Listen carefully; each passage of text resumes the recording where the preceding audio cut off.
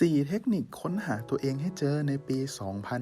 2021 บ่อยครั้งที่เราถามตัวเองกับคำถามเดิมๆ แต่ยากที่จะตอบ เราจะค้นหาตัวตนของเราได้อย่างไร ความหมายของชีวิตเราคืออะไร จากหลักปรัชญาของฟรีดริช นิตเช่ ซึ่งเป็นหนึ่งในนักปรัชญาที่ยิ่งใหญ่ที่สุดตลอดกาล และเป็นหนึ่งในลัทธิอัตถิภาวนิยม ซึ่งเป็นที่รู้จักในแนวคิดที่แปลกใหม่ เกี่ยวกับศีลธรรมและศาสนา แม้ว่าเขาจะมีผลงานที่ขัดแย้งกับผู้เห็นต่าง แต่เขาก็พิสูจน์แล้วว่าเขาคือนักปรัชญาที่มีความเข้าใจอย่างลึกซึ้งเกี่ยวกับธรรมชาติของมนุษย์ ในเชิงจิตวิทยามนุษย์ทุกคนสามารถกำหนดอนาคตของตนเองได้ และยอมรับผลของการกระทำของตนเองด้วยเช่นกัน ดังนั้นหัวข้อในวันนี้จึงได้รับแรงบันดาลใจจากหลักปรัชญาของเฟรดริช นิตเช่ ซึ่งคุณสามารถนำไปปรับใช้กับ 4 เทคนิคค้นหาตัวเองให้เจอ ข้อที่ 1 ไม่ตามกระแส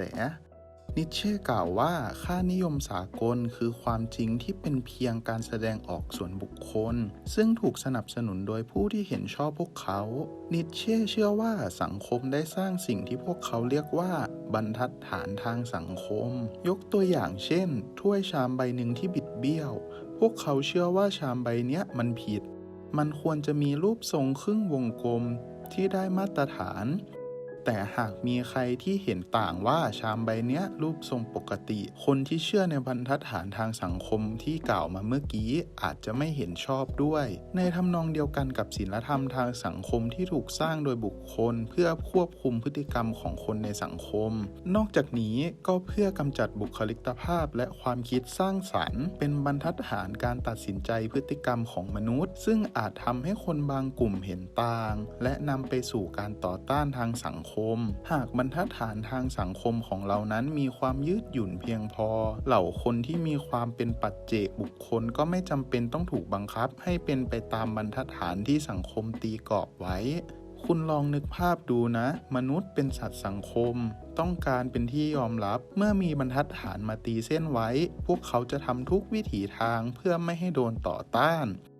ได้รับการยอมรับพยายามไม่โดดเด่นเหมือนเรื่องของกาลิเลโอเขาคือนักคณิตศาสตร์ชื่อดังที่ได้รับการยอมรับในปัจจุบันแต่ในช่วงชีวิตแรกๆของเขานั้นเขาโดดเด่นมีความคิดปัจเจกจึงไม่ค่อยเป็นที่ยอมรับทำให้เห็นว่าผู้คนกลัวการเปลี่ยนแปลงเมื่อคุณยังเป็นเด็กไม่ว่าจะครูหรือใครก็ตามบอกคุณว่าคุณไม่สามารถทำสิ่งที่คุณอยากทำอาจบอกได้ว่าพวกเขากลัวความสำเร็จเผยให้เห็นทุกสิ่งที่ไม่ดีเกี่ยวกับพวกเขาดังนั้นพวกเขาจึงต้องการจำกัดความเป็นตัวของตัวเองข้อที่ 2 ค้นหาความหมายของชีวิตในอดีตทุกสิ่งทุกอย่างหรือแม้กระทั่งความหมายของชีวิตถูกบัญญัติโดยพระเจ้าซึ่งทำให้เราไม่ต้องใช้ความพยายามในการค้นหาความหมายของชีวิตเพียงแค่ทำตามคำสั่งสอนของพระเจ้าแต่อย่างไรก็ตามนิตเช่ได้เสนอ3วิธีในการหาความหมายของชีวิตที่อ้างอิงจากความเป็นไปได้ในทางโลกและวิทยาศาสตร์วิธีที่ 1 จากที่ปกติศึกษาหลักคำสอนทางศาสนาเปลี่ยนมาศึกษาหลักปรัชญาวรรณกรรมศิลปะการละครหรือแม้กระทั่งบทเพลงเพราะเป็นสิ่งที่มนุษย์สร้างสรรค์ขึ้นมาถ่ายทอดชีวิตความเป็นอยู่ของเราผ่านทางศิลปะนั้นๆประมาณว่าหลักคำสอนศาสนาเนี่ยเป็นสิ่งที่เขาเล่าต่อกันมาหลายร้อยปีอาจมีการเติมแต่งมาบ้างในทางกับการชีวิตจริงทางโลกอาจสวนทางกับหลักคำสอนที่เราควรอิงจากชีวิตจริงเพื่อพิสูจน์ได้วิธีที่ 2 นิยามความหมายของชีวิตด้วยตัวเองกล่าวคือการเป็นเหนือมนุษย์หรือยอดมนุษย์โดยสร้างหลักความหมายของชีวิตเอง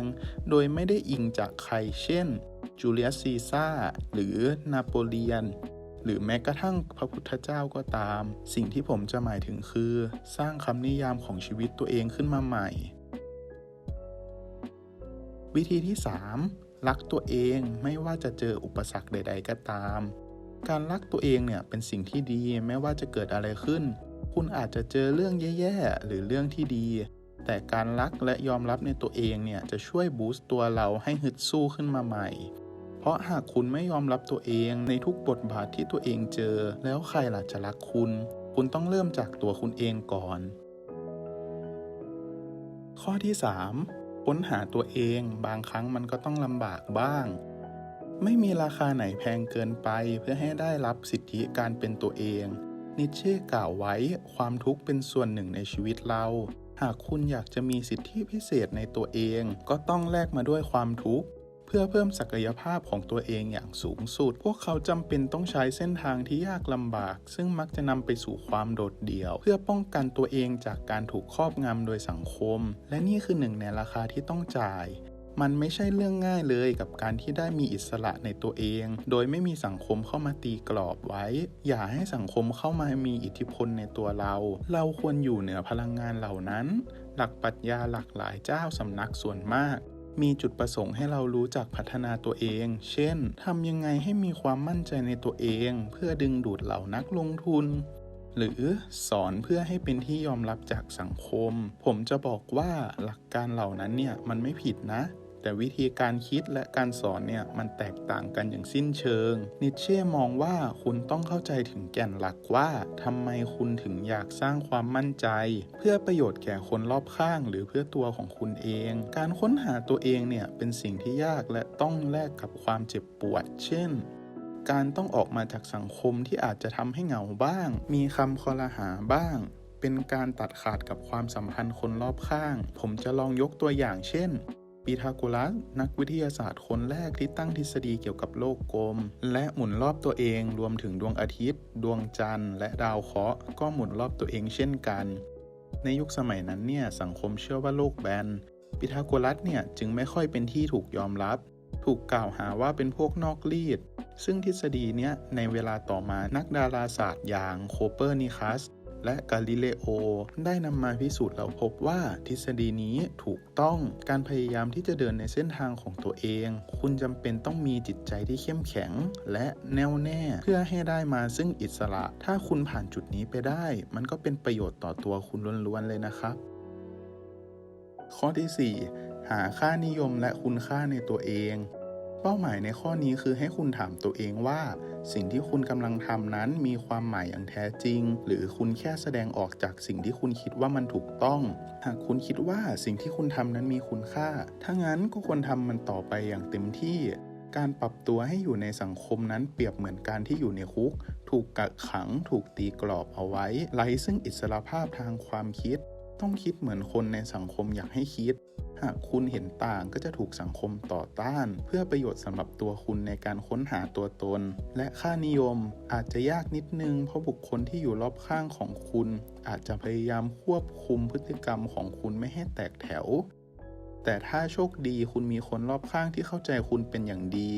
ถือว่าโชคดีมากๆคุณไม่จำเป็นต้องเสียความสัมพันธ์หรือความรู้สึกกับฝ่ายใดการระบุค่านิยมส่วนบุคคลจะช่วยให้คุณรู้ว่าตัวเองควรทำอะไรและควรเลี่ยงอะไรคุณจะใช้ชีวิตโดยมีเข็มทิศชีวิตที่แข็งแรงที่มาจากภายในตัวคุณลองจดค่านิยมออกมาเป็นข้อๆทดสอบค่านิยมของตัวเองเมื่ออยู่ในสถานการณ์ต่างๆจำไว้ว่าค่านิยมเหล่านี้เป็นอาวุธที่ทรงประสิทธิภาพที่สุดเพื่อช่วยให้คุณก้าวผ่านแต่ละช่วงชีวิตได้